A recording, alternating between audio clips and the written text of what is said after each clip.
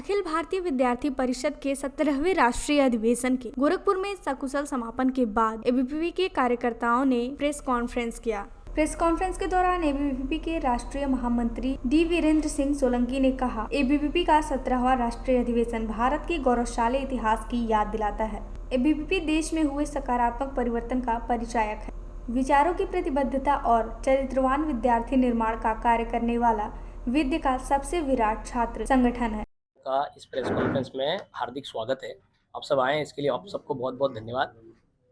ये जो press conference हम लोग कर रहे हैं, इसका मुख्यतः विषय जो है आप सबको वैसे संज्ञान में है कि विद्यार्थी परिषद का 17वां राष्ट्रीय अधिवेशन गोरखपुर में अभी हाल ही में संपन्न हुआ है। अभी हमारा जो 3 दिवसीय 17वां राष्ट्रीय अधिवेशन जो संपन्न हुआ है वो विश्वविद्यालय के अंदर यहाँ अभी हुआ है। 22 तारीख से 22, 23, 24 ऐसे 3 दिन यहाँ पूरा हुआ है। तो 22 तारीख को हमारे अधिवेशन का उद्घाटन हुआ।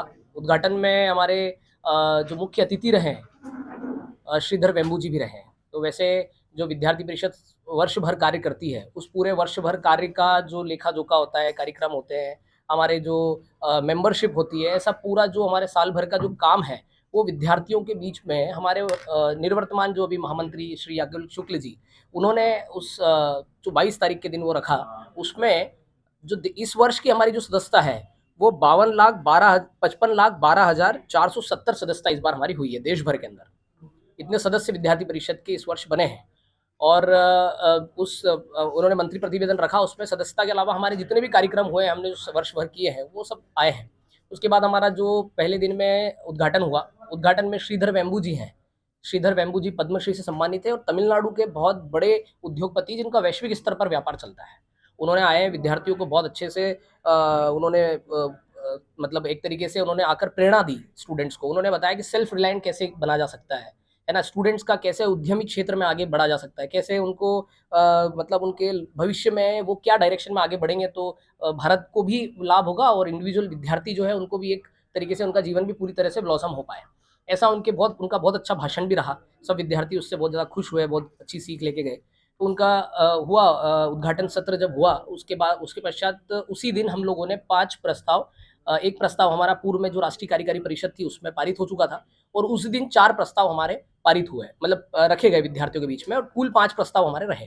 तो उसमें जैसे प्रस्तावों में भी हमने बहुत हमारी एक प्रक्रिया होती है कि प्रस्ताव किन विषयों पे लाना और जो विषय लाएंगे वो कितना रिलेवेंट और कितना स्टूडेंट से कनेक्ट है। ऐसे हम सब लोगों ने बैठकें करके, हमारी प्रस्ताव समिति ने बैठक करके ऐसे निकाले कुछ प्रस्ताव।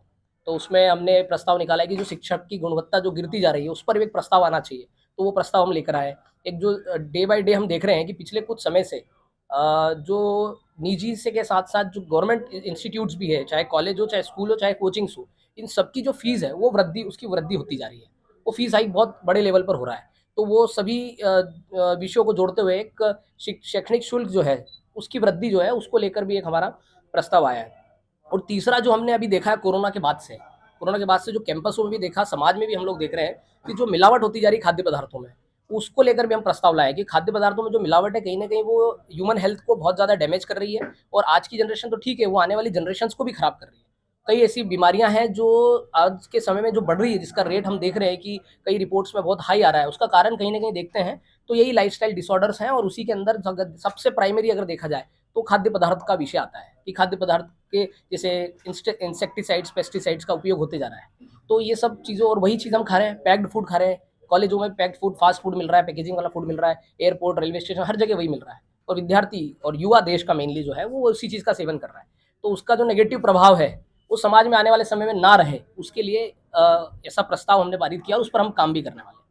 और हमारा जो चौथा प्रस्ताव रहा है वो जो भारत की जो एक कूटनीति के कारण जो भारत वैश्विक स्तर पर जो एक सकारात्मक तरीके से आगे निकल कर आया है, जिसमें देखिए हम कि कई बार इंटरनेशनल लेवल पर कई 2 अलग-अलग देश होते हैं, उन देश के झगड़े सुलझाने के लिए भी भारत को मध्यस्थता के लिए बुलाया जाता है। तो ये भी एक भारत के लिए गर्व की बात है और एक कहीं न कहीं ये हमें ये मैसेज देती है कि जो हमारे देश की विदेश नीति है, या हम उसको कहें कि जो सकारात्मक कूटनीति है, वो कहीं न कहीं सफल होती दिख रही है इंटरनेशनल लेवल पर। तो एक उसको लेकर भी हमने एक प्रस्ताव पारित किया है। ऐसे 4 प्रस्ताव हमारे राष्ट्रीय अधिवेशन में पहले दिन रखे गए विद्यार्थियों के बीच में, और पूरे अधिवेशन में जैसे तीसरे दिन हमने पारित भी किया उनको। तो 4 प्रस्ताव वहाँ पारित हुए और एक जो मणिपुर की हिंसा है जिसपे हम लोग ये कह रहे हैं कि जो मणिपुर में हिंसा हुई उसको पूर्णतः किसी न किसी रूप से रोका जाए। सरकार को उसके लिए हर संभव प्रयास करना चाहिए, ये हमारा उसके लिए मत है और उसको लेकर हमने राष्ट्रीय कार्यकारी परिषद जो है, उसमें वो प्रस्ताव पारित किया है। तो ऐसे 4 प्रस्ताव हमारे पारित भी हुए और उस पूरे अधिवेशन में अगर हम देखा जाए तो पूरे भारत भर से लगभग हर जिले से हमारे प्रतिनिधि कार्यकर्ता उसमें आए और उसमें लगभग 1229 कार्यकर्ता विद्यार्थी परिषद के और जो स्टूडेंट हैं, अलग-अलग विधाओं के, कोई मेडिकल स्टूडेंट है, कोई टेक्निकल स्टूडेंट है, कोई इंजीनियरिंग है, कोई फार्मा का है, कोई एग्रीकल्चर का है, कोई पीएचडी स्कॉलर्स हैं, ऐसे सभी स्टूडेंट्स उसमें 1229 स्टूडेंट्स हमारे रहे। इवन नेपाल से भी हमारे जो प्रतिनिधि हैं, अतिथि प्रतिनिधि हैं, वो भी रहे, 54 रहे और उसमें छात्राएँ भी हमारी अच्छी संख्या में रही वहाँ से। तो ऐसे कुल मिला के हमारे रहे, उसमें प्राध्यापक भी रहे। देश भर के अलग ह सब लगभग सभी राज्यों से कुछ प्राध्यापक भी आए हैं। प्राध्यापकों ने भी 3 दिन हमारा जो अधिवेशन है उसको वो देखा है, उसको साक्षात्कार किया उसका। और उसके पश्चात हम पूरे अधिवेशन को अगर देखें तो 2-3 प्रकार के विषय जो हैं, जो देश और समाज को दिशा दे सकते हैं, ऐसे विषयों को हम लोगों ने वहाँ भाषण के रूप में पहुँचाया। जैसे पंच परिवर्तन का हमारा एक विषय आया, समाज को लेकर, समाज में विद्यार्थियों का भी, क्योंकि हमारा मानना है कि विद्यार्थी जो है वो कल का नहीं आज का ही नागरिक है। तो आज के नागरिक होने के नाते उसके आज के भी कर्तव्य हैं। उन कर्तव्यों को वो कैसे निर्वाह करे कैंपसों में, समाज में, दोस्तों में, फ्रेंड सर्कल्स में, तो कहीं न कहीं यूथ कम्युनिटी जो है, वो भी उस दिशा में चल पड़े। उसको लेकर हमने वहाँ पर भी भाषण रहे, विमर्श को लेकर भाषण रहा, विद्यार्थी परिषद की जो कार्यकर्ता निर्माण की प्रक्रिया है उसको लेकर भाषण रहा। ऐसे हमारे कई भाषण रहे जिसका अच्छा उसमें प्रभाव रहा विद्यार्थियों के जीवन में, रहा भी है और उनको ऐसा समझ आया कि एक दृष्टि लेकर वो वहाँ से गए हैं। और तीसरे दिन अगर हम देखते हैं तो हमारा अधिवेशन में हर वर्ष हम लोग यशवंतराव युवा पुरस्कार जो है, वो पुरस्कार हम देते हैं, वितरित करते हैं। तो इस वर्ष वो जो पुरस्कार है, वो श्री दीपेश नायर जी हैं, जो टीच संस्था है मुंबई ठाणे की, वो चलाते हैं। उसमें वो क्या करते हैं कि जो श्रवण दिव्यांग है, मतलब हियरिंग इम्पेयर्ड जो विद्यार्थी बच्चे हैं 25 साल के से नीचे वाले, ऐसे विद्यार्थियों को शिक्षण कराते हैं।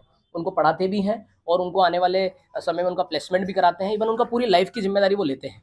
तो ऐसे जो उनकी संस्था है टीच, उस टीच संस्था के वो सह-संस्थापक भी हैं। उनके मित्र के साथ में उन्होंने वो संस्था शुरू की है, दीपेश नायर जी हैं, उनको हमने ये दिया है इसमें कोई स्मृति चिन्ह और एक प्रमाण पत्र के साथ में उनको 1 लाख रुपए का चेक विद्यार्थी परिषद की ओर से मिला है। और ये जो पुरस्कार है, ये पुरस्कार बिल्कुल सही है। नहीं, इसमें क्या है देखो, अभी हमने प्रस्ताव पारित किया है और अभी इस वर्ष के जो आगामी कार्यक्रम हमने जो घोषित किए हैं, मंच से जो हमारी घोषणा हुई है, उसमें हमारा सबसे प्रमुख कार्यक्रम भी यही है। ऐसे हमने कई कार्यक्रम नेक्स्ट 1 ईयर हम करने वाले हैं, उसमें सबसे पहला ये कि जो फीस वृद्धि हो रही है, जो इंफ्रास्ट्रक्चर है, जो हम कहें कि शैक्षणिक संस्थानों की जो गुणवत्ता गिरती जा रही है, शैक्षणिक संस्थानों की जो गुणवत्ता जो वैश्विक स्तर की होना चाहिए, जैसे इंडिया से बाहर हर साल 12 लाख विद्यार्थी जाते हैं, 60,000 करोड़ से ज़्यादा का अमाउंट जो है, वो भारत से बाहर सिर्फ शिक्षा के लिए जा रहा है।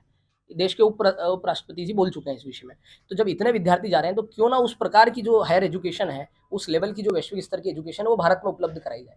तो हम उस दिशा में सोच रहे हैं कि भारत में भी गुणवत्तापूर्ण जो संस्थान रहेंगे, तो उस कारण से यहाँ पर भी इतना माइग्रेशन भी बचेगा और अमाउंट भी बचेगा और कहीं न कहीं शिक्षा की गुणवत्ता बढ़ेगी। हाँ, हम लोग इसको लेकर आने वाले समय में पूरे वर्ष भर हम लोग कैंपसों में अलग-अलग जो हमारे माध्यम है, बैठकों के माध्यम से, कार्यक्रम को उसके माध्यम से हम सर्वे करने वाले हैं। पूरे देश भर में एक तरीके का सर्वे होगा जिसमें जानकारियाँ भी कलेक्ट की जाएगी, कुछ जानकारियाँ हम वो भी करेंगे। तो ऐसे करके पूरा हमारा देश भर में ये अभियान चलने वाला है। उसमें सिर्फ़ शैक्षणिक शुल्क वाला विषय नहीं, उसमें शिक्षा की गुणवत्ता वाला विषय भी आएगा और अन्य 1-2 सामाजिक विषय भी हैं। ऐसे हम पूरा एक सर्वे पूरे वर्ष भर चलाने वाले हैं। और ऐसे आगामी कार्यक्रम में हम देखें तो इस वर्ष हमारा जो बड़ा एक तरीके से अभियान कहें या हमारा कार्यक्रम कहें तो वो रहेगा नगर कुंभ। जैसे ओलंपिक होता है इंटरनेशनल लेवल पे, हम वैसा सिटी लेवल पर, नगर लेवल पर एक नगर कुंभ को आयोजन करने वाले हैं, जिसमें सभी प्रकार के खेल जो है वो विद्यार्थियों के लिए वहाँ आयोजित विद्यार्थी परिषद के खेलो भारत जो आयाम है उसके माध्यम से हम लोग करने वाले हैं। और जो पहले आपने सुना होगा कि परिसर चलो अभियान विद्यार्थी परिषद ने एक लिया है लास्ट ईयर, जिसमें हम कैंपसों में विद्यार्थियों की उपस्थिति बढ़ाने के लिए और विद्यार्थी जो कैंपस की ओर आकर वहाँ से अपने जीवन को बढ़ाए आगे, वो उसके लिए हम प्रयासरत पिछले 1 साल से हैं। और इस वर्ष हमारा वो परिसर चलो अभियान जो है वो यथावित रहने वाला है। आने वाले समय में भी उस पर हम काम कर रहे हैं।